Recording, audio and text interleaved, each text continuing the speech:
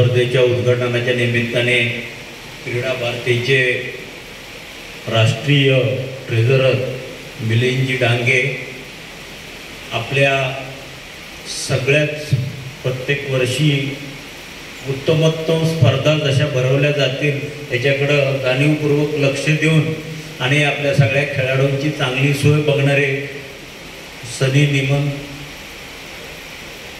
आपले सचिव अरुणजी केदार, आपले महाराष्ट्राचे अजितजी सावंत, यतीन ठाकूर आणि पुण्याची सगळी आमची टीम, मंजूरभाई, आशुतोष दोडमिसे आणि सगळेच या स्पर्धा कशा चांगल्या होतील हे नेहमी बघत असतात। आणि आत्ताच अरुणजींनी जसं सांगितलं तसं राष्ट्रीय स्तरावर देखील आपण कशा पद्धतीने आता काम करतोय याची त्यांनी सगळी माहिती आपल्याला दिली।